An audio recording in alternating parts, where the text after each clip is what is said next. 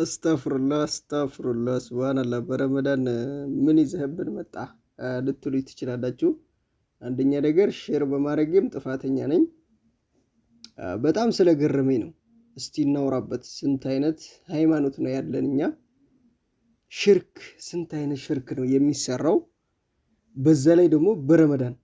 አሰላሙ አለይኩም ወራህመቱላሂ ወበረካቱ። ሰላም ምርጦች፣ እንዴት ናችሁ? ሰላም ናችሁ? ያላችሁበት ሰላማችሁ ይብዛ።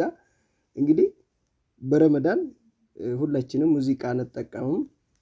ያው እንደምላችሁ አላውቅም። አሁን እንግዲህ እነሱ ሀድራ ላይ ናቸው፣ ዱዓ ላይ ናቸው። እኔ ቲክቶክ ላይ አይቼ ነው እንግዲህ። ይሄ ላይቭ ላይ ነው እንደዚህ የሚያደርጉት፣ ላይቭ ላይ ነው። በቃ የሆነ ቪዲዮ ሰርቶ እኮ አይደለም፣ ላይቭ ቀጥታ ላይቭ ነው እያስተላለፉ ያሉት።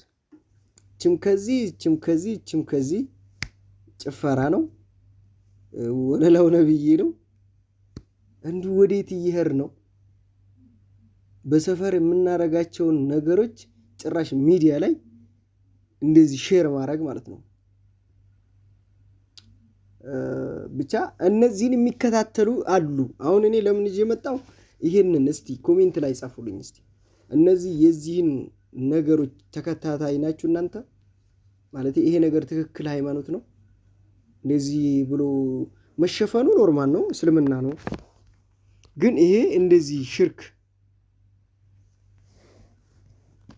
እና ይሄ በየሰፈሩ ተደብቆ ያለ እውነታ ነው። እንግዲህ እዚህ ላይ ያወጡት እነሱ ይሄ ነው እንግዲህ አለኩ። ይሄ ያው እኔ ክርክር ወይ ደግሞ እንትን ላመጣ አይደለም። እዚህ ጋር መውሊድ እንትን ነው፣ መውሊድ እንትን። አሁን ይሄ ልክ እንደ መውሊድ አይነት ነገር ነው።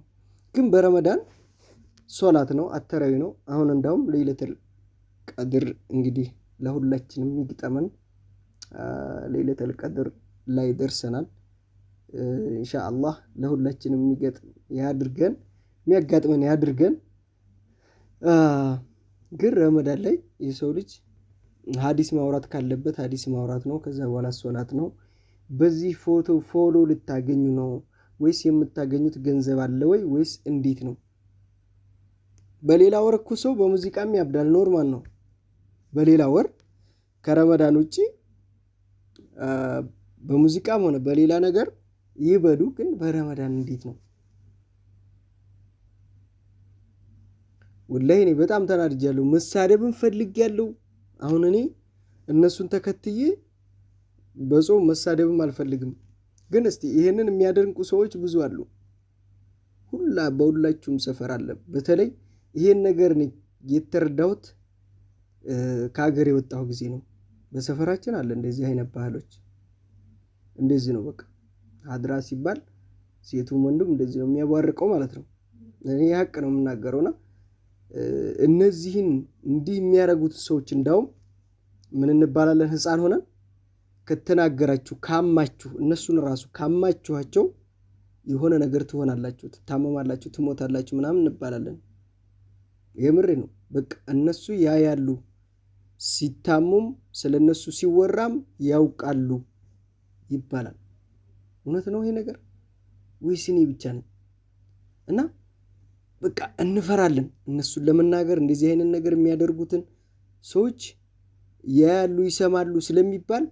ምክንያቱም እነሱ መስማትና ማየት ሳይሆን ትክክለኛ ነገር ሽርክ ነገር የሆነ ነገር ስታረጉ ስታምኑበት ይሆናል። ሁሉም ሰው ስለሚያምንበት እነሱ ያሉት ነገር ይሆናል። ገባችሁ? አምናችሁበታል። ያን ነገር ስላመናችሁበት ሆኖ ነው የምታዩት።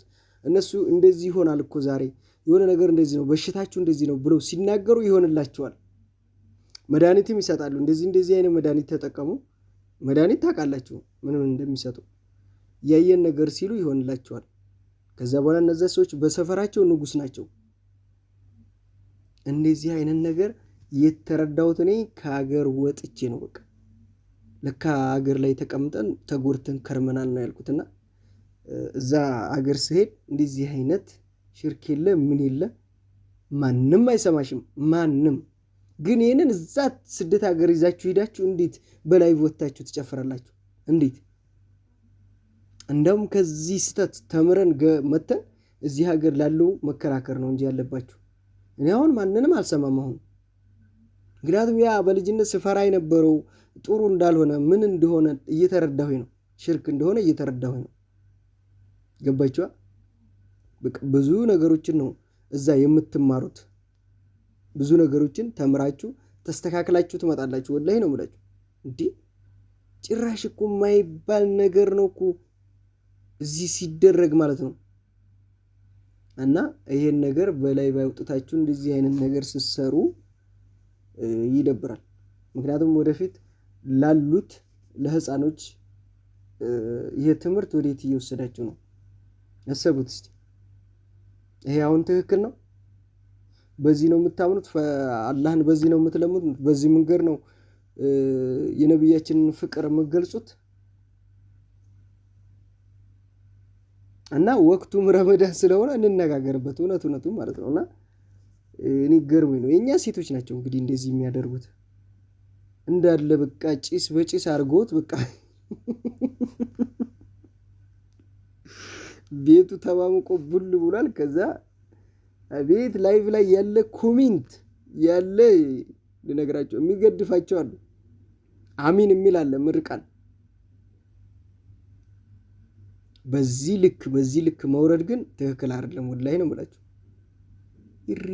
ሰው ልጅ ጦም ይዞ ውሎ እንደዚህ ካደረገ ገብቶ ምኑን ጾማችሁት? ጾም ውላችሁ ይዛችሁ ውላችሁ በጾም ወቅት እየሰገዳችሁ እንደዚህ አይነት ሽርክን ካስገባችሁ በዚህ ነው የእናንተ ሃይማኖት? የምር እኔ በጣም ነው አሳቀኝም አናደደኝም። ብቻ ጥሩ አይደለም። የምሬ ነው። እና እንደዚህ አይነት ነገሮችን በእንዲህ አይነት ነገሮች የምታምኑ ሰዎች የምር ከባድ ነው። ራሳችሁን መለወጥ አለባችሁ። ይሄ በቃ ኋላ ቀር ነው። ሳናቅ ብዙ አምነንበታል። ሳናቅ ብዙ ተከትለናል። ሳናቅ ብዙ አጥፍተናል። ግን ስታውቁ ደግሞ ለከት መኖር አለበት። በምታውቁት በምትማሩት ልክ እየተማራችሁ ሌሎቹን ማስተማር ነው እንጂ በዚህ ልክ ላይቭ ላይ ወጥቶ ያንን ነገር ማስተዋወቅ ጥሩ አይደለም። መቋጨት አለበት።